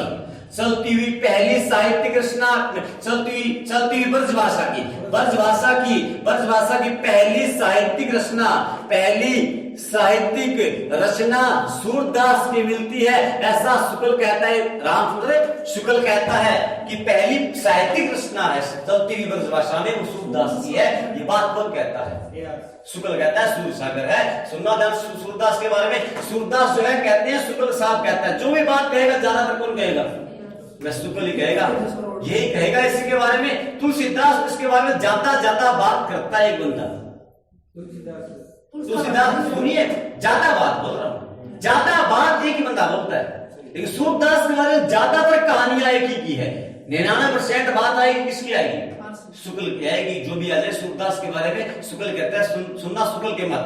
आचार्य रामचंद्र शुक्ल के मत लिखता हूं मैं। इसने कहा कि जैसे भ्रमर गीत का पता लगा, तो कहता है कि परवर्ती कवियों की रचनाएं तो क्या जान पड़ती है? परवर्ती कवियों की रचनाएं तो सूरदास की जूठन जान पड़ती है। ऐसा कौन कहता है? शुक्ल कहता है, क्योंकि भ्रमर गीत परंपरा किसने शुरू की थी? भ्रमर गीत परंपरा शुरू करने वाला सूरदास ही था। कौन था? सूरदास था। सुनना ध्यान से, एक था भ्रमर गीत, एक था भंवर गीत, एक था भ्रमर गीत एक था भंवर गीत, लेकिन भंवर गीत परंपरा इसने नाम भ्रमर गीत क्यों नहीं दिया? नंददास ने नाम क्या दिया? भंवर गीत दिया। याद रखना चाहिए, याद रखना चाहिए, कुछ ना कुछ याद रखना चाहिए। भंवर गीत किसका है? ऐसे ऐसे कर रहा हूं मैं, लगाना चाहिए, इसका है नंददास का, भ्रमर गीत नहीं है। भ्रमर गीत परमानंद दास का भी है, भ्रमर गीत कृष्णदास का भी है, लेकिन प्रसिद्ध तो सूरदास का है, सूरदास का है। तो कृष्णदास ने भी क्या लिखा? भ्रमर गीत लिखा। परमानंद दास ने भी क्या लिखा? भ्रमर गीत लिखा। इधर वालों ने, तीनों ने लिखे थे। एक बंदे कौन था वो? कुंवर दास ने क्या नहीं लिखा? भ्रमर गीत नहीं लिखा। तीनों ने लिखा, सूरदास, परमानंद दास, कृष्णदास, तीनों ने क्या लिखा? इधर वाले तीनों ने लिखा भ्रमर गीत, उधर वाले ने एक ने लिखा भंवर गीत। वो क्या था? भंवर गीत। कहते हैं भ्रमर गीत में जो है सूरदास, भ्रमर गीत किसका अंश है? सूर सागर का। किसका अंश है? सूर सागर का ये भाग है भ्रमर गीत, सूर सागर का भाग है। सूर सागर में कुल दोहों की संख्या जो पद है 4000 है। कितनी है? लेकिन भ्रमर गीत में 400 है। कितने हैं? 400 है। तो इसमें कितने हैं? जैसे एक 0 घटाना, एक बढ़ाना है, 400, 4000 है। सूर सागर में 12 स्कंद है। कितने स्कंद है? तो बताइए, सूर सागर में अध्यायों का नाम इसने क्या दिया? स्कंद दिया है। क्या दिया है? स्कंद कहा है, लेकिन समय किसने कहा? लेकिन खंड किसमें है? पद्मावत में है। लेकिन कांड किसमें? रामचरित मानस में क्या है? कांड है। तो सूरदास ने क्या बताया? स्कंद बताए। ऐसे याद रखना चाहिए। और ऋतु काल में ज्यादातर क्या होंगे? ऋतु काल में ज्यादातर प्रभाव क्या होंगे? प्रभाव या प्रकाश या तरंग, याद रखना चाहिए। ये ज्यादा तीन चीज किस काल में थी? यानी अध्यायों को क्या कहा गया? प्रभाव, प्रकाश या तरंग। तो तरंग किस काल में था? इंपोर्टेंट तो तरंग है। ऋतु काल में तरंग था। ऋतु काल में तरंग। तीसरा काल तरंग। तीसरा काल में तरंग, ऐसे मत कीजिए, मैं ऐसे नहीं करना। तीसरे काल में तरंग मत लाइए। तो तीसरे काल में तरंग ज्यादा थी। क्या थी? तरंग थी। ऐसे ही अध्यायों को सूर सागर में क्या कहा गया? सैफ। सूर सागर में सैफ और स्कंद कहा गया। स्कंद। सूर सागर में सूरदास के कंधे बहुत मजबूत थे। और मैं कहूं सूर सागर में कुल स्कंदों की संख्या 12 थी। सूर सागर को, सूरदास को दिखता नहीं था। याद रखना चाहिए, सूरदास का तो 12 होगा एक दिन। तो कंधे मजबूत तो थे, लेकिन बाद में ही कमजोर तो कभी होंगे।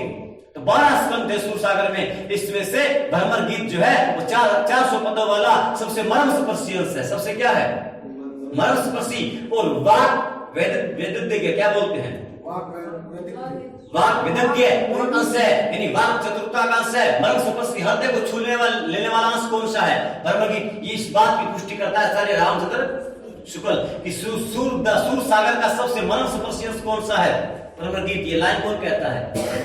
रामचंद्र शुक्ल कहता है। रामचंद्र भ्रमर गीत को क्या मानता है? मर्म स्पर्शी अंश मानता है इसका।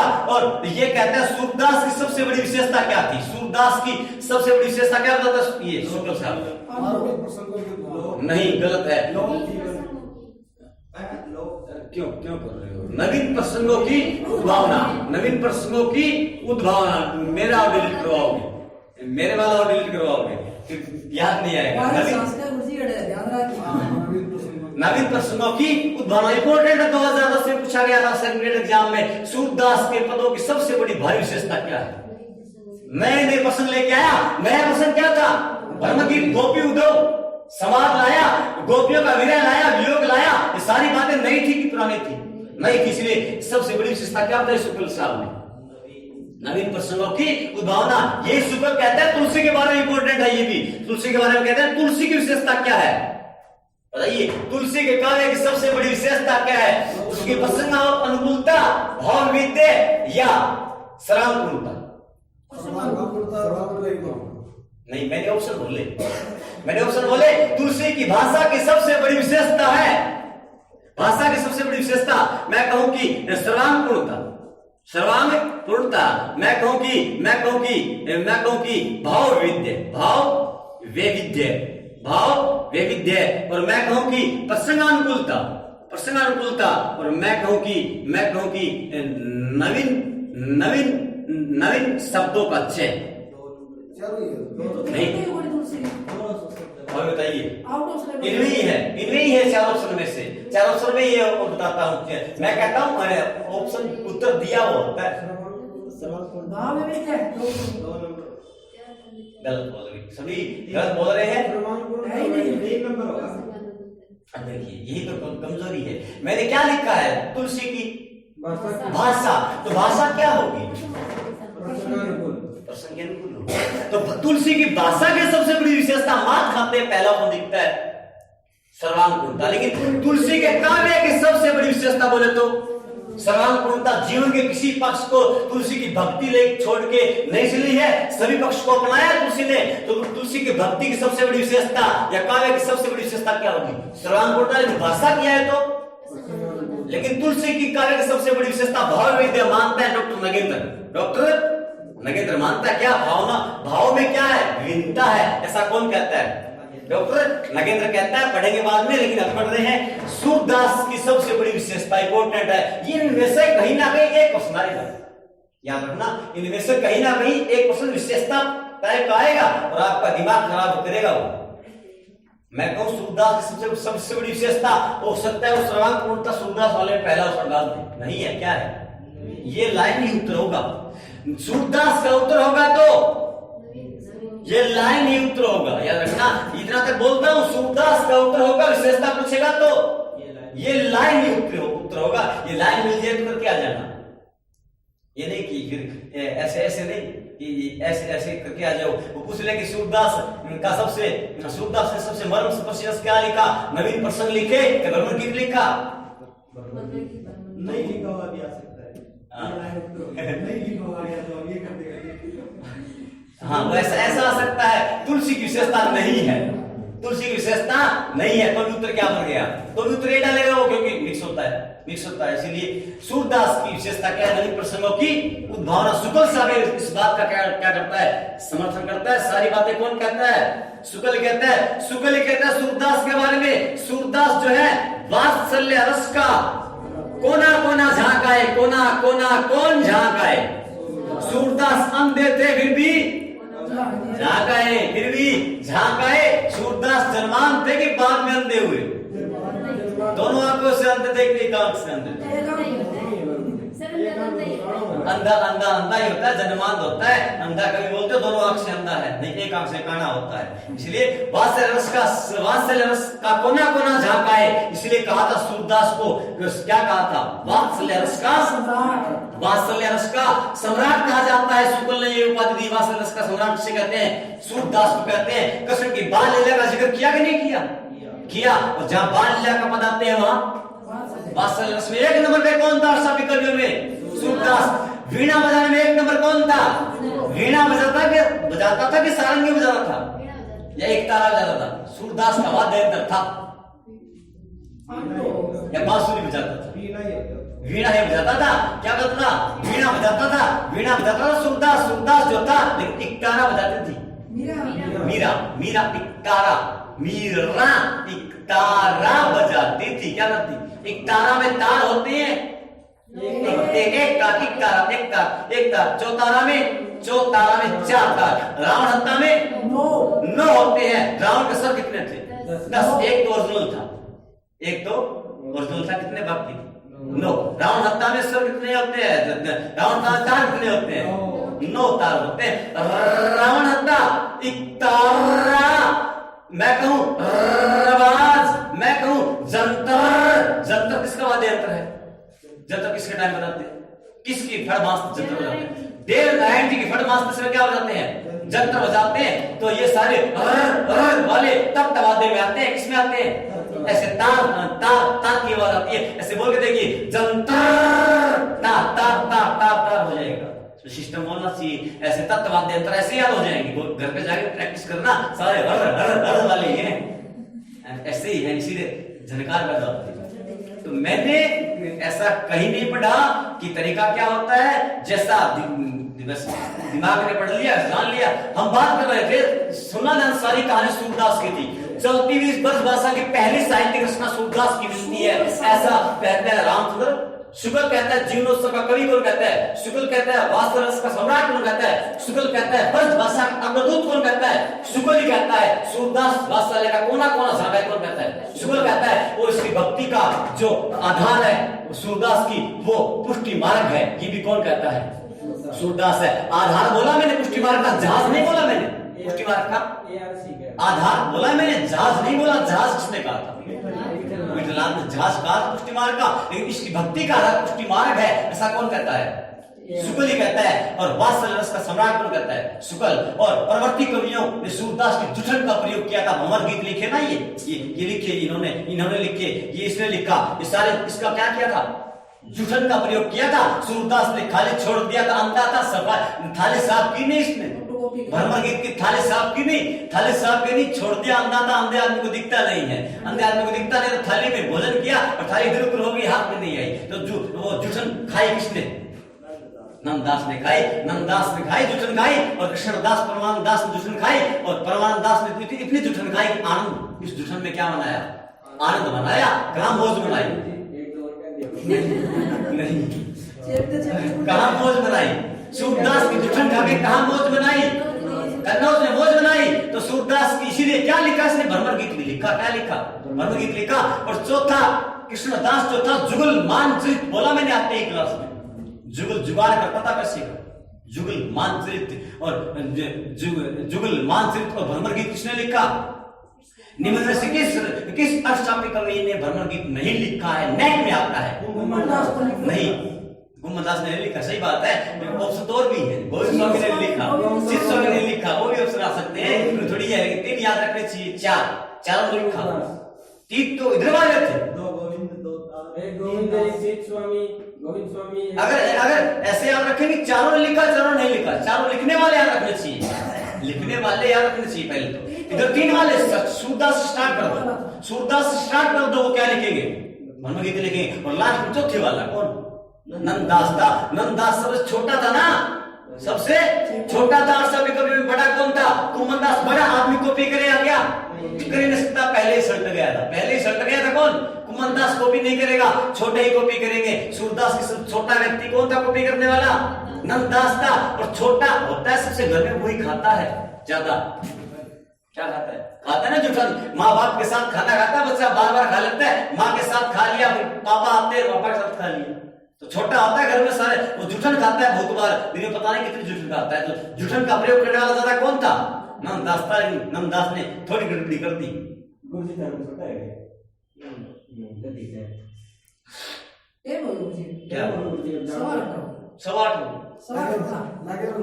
सुनते रहिए।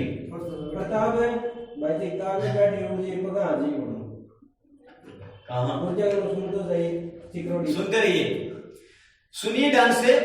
अरे 5-10 मिनट बोलता हूं मैं। भंवर गीत नंददास ने लिखा, लेकिन भ्रमर गीत लिखने वाला कौन था? कौन था? सूरदास था। भ्रमर गीत परंपरा में 3 बंदे थे अच्छे। कौन कौन थे? सूरदास, प्रमानदास और कृष्णदास। लास्ट में एक और आया नंददास। आगे भी चलती रही कहानी। प्रिय प्रवास में, प्रिय प्रवास भी था। आधुनिक काल में किसने लिखा? हरियोग ने कब लिखा? 1914 में। राम का प्रिय प्रवास था, राम का प्रिय वनवास था कि कृष्ण का प्रिय वनवास था? राम का नहीं था, कृष्ण के बारे में था। कृष्ण के बारे में था प्रिय प्रवास। भ्रमर गीत परंपरा का ग्रंथ है, भ्रमर गीत परंपरा का ग्रंथ है प्रिय प्रवास। खड़ी बोली का पहला महाकाव्य, खड़ी बोली का पहला महाकाव्य, प्रथम महाकाव्य इंपोर्टेंट है, बहुत ज्यादा इंपोर्टेंट है। खड़ी बोली का पहला महाकाव्य किसे कहा जाता है? प्रिय प्रवास को। प्रिय को प्रवास दिया किसने दिया? राम को वनवास किसने दिया? नहीं दिया, कैकेयी के कहने पे दिया किसने? दशरथ ने दिया। ऐसे क्यों? ये कोई प्रश्न थोड़ी है। दशरथ ने वनवास दिया। वनवास दिया कितने साल का दिया था? 14। प्रिय प्रवास वनवास कब आया? 1914 में। और जब वनवास दिया तो खड़े होके बोला, दशरथ कैसे बोला? खड़े होके बोला कि जा 14 साल का वनवास काट दिया। तो खड़ी बोली का पहला महाकाव्य किसे कहा जाता है? प्रिय प्रवास को। प्रिय प्रवास में बनाई। प्रवास में सीता साथ थी क्या? साथ थी। इसमें क्या मतलब है? सीता साथ थी, बाद में कौन लेके गया? अरे ये को पसंद नहीं होते। सीता साथ ही गई थी, लक्ष्मण भी गया था कि भरत?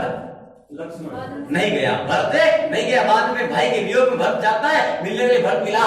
ईश्वर दास लिखता है। कौन लिखता है? ईश्वर दास। भरत मिला, ईश्वर दास क्या लिखता है? ईश्वर मिलाप कराता है भक्त का, ईश्वर मिलाप कराता है। इसलिए ईश्वर दास ने क्या लिखा, भक्त मिलाप ईश्वर दास याद है तो पहली नहीं आनी नहीं सत्यावती, सत्य बोलते हैं ईश्वर, सत्यावती कथा हजारे प्रसाद द्विवेदी ने मानी, पहली सूफी रचना मानी, लेकिन चंद्रायन मोला मोला दास राम कुमार सर्वमान्य है, सर्वमान्य है।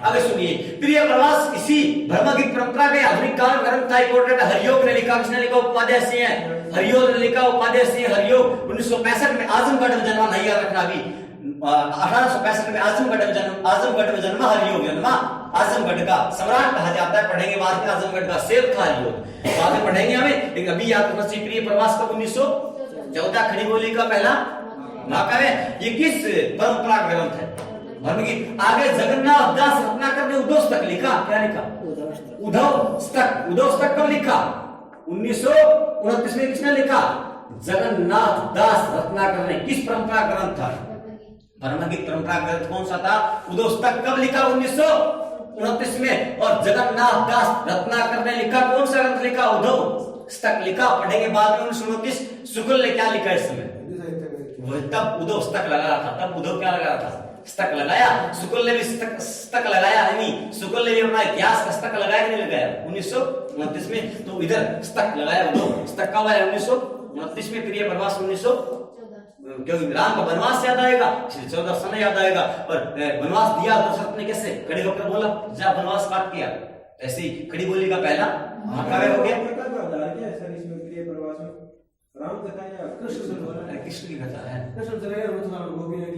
वो गोपियों का वियोग ही है। तो इसमें राधा को गोपियों को समाज सेविकाओं के रूप में दिखाया गया है, समाज सेविकाओं को, इसमें कृष्ण भगवान को लोक रक्षक कहा है, हरियोग ने लोक रक्षक दिखाया है, लोक की क्या करने वाला, रक्षा करने वाला, राधा को लोक रक्षिका या लोकहितकारिणी, या लोकहितकारिणी, एक ही बात है, एक ही बात है, लोकहितकारिणी बताया गया किसने प्रिय प्रवास में, और गोपियों को समाज सेविकाओं के रूप में दिखाया किसने प्रिय प्रवास में, तो राधा गोपियों का जिक्र किसमें किया गया प्रिय प्रवास में, और यही बात कहाँ है, ऐसी बातें यहाँ है, तो इसी का ये अंश माना गया, किस परंपरा का, हाँ वियोग है, तो गोपियों का वियोग है, वो दिख रहा है वियोग ही है। पढ़ेंगे सारी कहानी प्रिय प्रवास की बात में, लेकिन अभी मिक्स नहीं करना चाहिए। भंवर गीत लिखता है, याद रखना चाहिए, बिंदु से बिंदु मिलाइएगा, आ जाएगा। किसने भंवर गीत लिखा, पहला ऑप्शन बनना होगा अपने सामने, ये देगा भंवर गीत लिखा, पहला ऑप्शन होगा, नहीं लिखा, किसने लिखा, नंददास भंवर गीत लिखा, पहला ये देगा ऑप्शन, हाँ ये कह रहा हूँ, पहला ऑप्शन ही दे देगा, दिमाग खराब करने के लिए कि हम क्लिक करें। आरपीसी जो चाहती है, मुझे पता है कि हिंदी में क्या चाहती है, क्या आपसे क्या करवाना है उसको, और कहाँ गलती करो मुझे पता है, वो मुझे पता है, बार बार बोलता हूँ, यहाँ चुप करोगे और चुप करते हैं क्या, मैं तो जानती है, रट्टा लगाने वाले बहुत है, रट्टा लगाने वाले बहुत है। फर्स्ट ग्रेड में आप 70% प्लस जाते सिलेक्शन होता है, ध्यान दिमाग लगाना थोड़ा सा, बेहतर 73 में सिलेक्शन हो रहा है, ज्यादा नहीं रहती मेरिट, क्योंकि आगे बढ़ता हूँ, सुनना ध्यान से। सूरदास ने सूर सागर लिखा, सूर सुरावली लिखा, साहित्य लेरी लिखा, कौन सी रचना है प्रमाणिक है, सूर सुरावली रचना विवादास्पद यानी अप्रमाणिक है, कोई बात ही नहीं करनी है, कोई बात ही नहीं करनी, हमें बात करनी चाहिए दो के बारे में, सूर सागर और साहित्य लहरी। सबसे प्रसिद्ध रचना सूर सागर लिखी, सूर सागर झील के किनारे लिखी, क्या नहीं लिखी, में कहा आया सूरदास का, नहीं लिखी, लेकिन कहता है तानसेन के, बंदा कहता है, कविवर हरिराय कहता है कि तानसेन के माध्यम से कहाँ मिला था, मथुरा में, क्या आगरा में, कहाँ भेंट हुई, मथुरा में हुई थी। सूरदास की भेंट कहाँ होती है, मथुरा में। सूरदास को हिंदी का सूर्य कहा गया है कि चंद्रमा कहा गया है, चंद्रमा कौन है, सूरदास तो सूर्य है, सूरदास तो सूर्य है, वो है ना कि वो, अगर मैं कहूँ हिंदी में पंक्ति भी है, सूर तुलसी शशि उडगन केशव दास, अब के कवि खंगोत है, जहां तक प्रकाश की सूरदास तो हिंदी साहित्य में गगन में क्या है, सूर्य के समान है, सूरदास तो सूर्य के समान है, और तुलसी शशि यानी चंद्रमा के समान है, और ये केशव है वो तारे के समान है, और मैं कहूँ कि छोटे मोटे आजकल वाले जो कवि है वो छोटे मोटे तालिकाओं के समान है, उछल तारों के समान है। ऐसा ये बात कहते हैं, ये बात कही गई है। ये बात जो है वो शुक्ल साहब कहता है कि सूरदास जो है वो का इस हिंदी साहित्य में क्या है, सूर्य के समान या चंद्रमा के समान। ये पंक्ति किसकी है? कालिदास की है? नहीं, ये सूर सूर तुलसी। हाँ भिखारीदास की बाकी देखना पड़ेगा इस पंक्ति किसकी है, अभी दिमाग में नहीं आ रही पंक्ति है किसकी। शुक्ल ने बात कही कि सूरदास को स्थापित किया इसने, और शुक्ल साहब इस सारी बातें करता है। सूरदास को अच्छा मानता है, बुरा मानता है? अच्छा मानता। बताइए कितने बंदे अभी अकबर से मिल चुके? कौन? दादू, गुम्मन दास, सूरदास चौथा, विठलनाथ। याद कीजिए, विठलनाथ दिमाग को तो दिमाग याद करता है। विठलनाथ तो अकबर ने 2 जागीर दी बैठे बैठे को, जैतपुर की जागीर, जैतपुरा और गोकुल की, कुल मिला के 2 स्थान की जागीर दी। कहा की? जैतपुरा की पूरी दी और गोकुल की विधि कुल मिला के कहा तू ले जा। विठलनाथ को बैठे बैठे दी जागीर, या मैं कहूं कि उसने खड़े होकर दी, बैठे बैठे विठलनाथ को दी, और बैठा बैठा मंडन कर रहा था। क्या लिख रहा था? श्रृंगार रस मंडन किसने लिखा?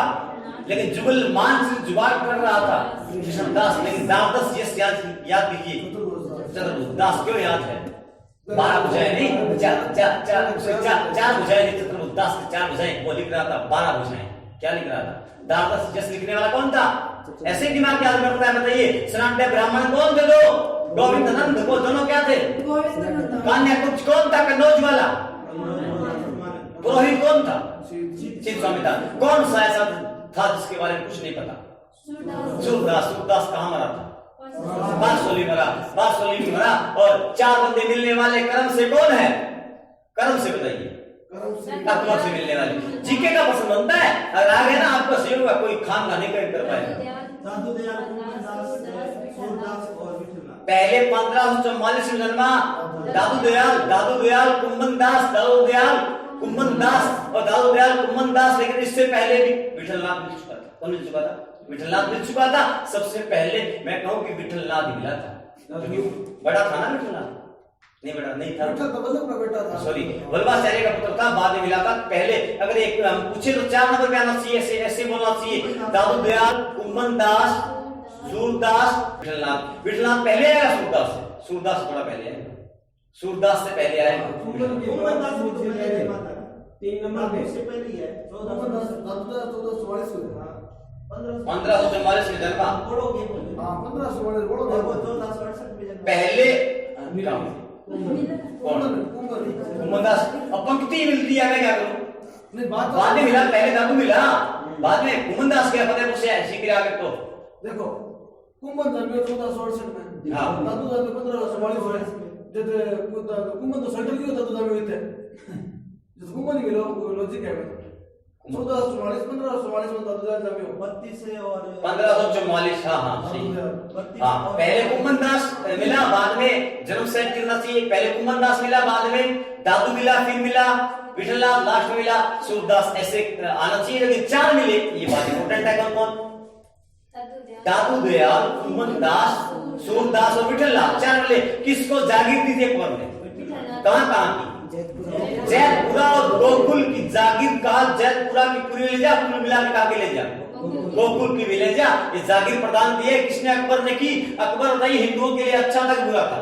अच्छा था। तो तीर्थ यात्रा का माफ कब किया? 63 में। 64 में जजिया का माफ किया, और 62 में तो भार बना था। भार ने अपनी पुत्री जो दवाई का पल्ला, किसके पल्ले भार बांधा था? सांभर के पल्ले भार बांधा कि अकबर के पल्ले भार बांधा? सांभर में भार बांधा, अकबर के पल्ले भार बांधा। भार बनने जो दवाई हल्का भाई करवा कर दिया। और पहला मैं कहूं ये राजा बना क्या? वैवाहिक संबंध स्थापित करने वाला पहला बना क्या? किसी ने किया। वैवाहिक संबंध स्थापित करने वाला पहला मुगलों से कौन था? अकबर था। इसके बाद और भी है बहुत सारे, हम पढ़ रहे हैं सूर सागर। सूर सागर में कुल रचना, कुल कितने श्लोक है? 4000। लेकिन भ्रमर गीत में 400 है। कुल स्कंद कितने हैं? 12। हाँ बोलिए। 10% का श्लोक का 10% श्लोक। ये तरीका है। कल की छुट्टी जी करो यार, देख ले धर्म की यार। बाकी मैं तो जो आगे नहीं बोल रहा थी, सुबह करवा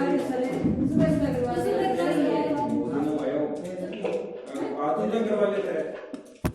है कि ना,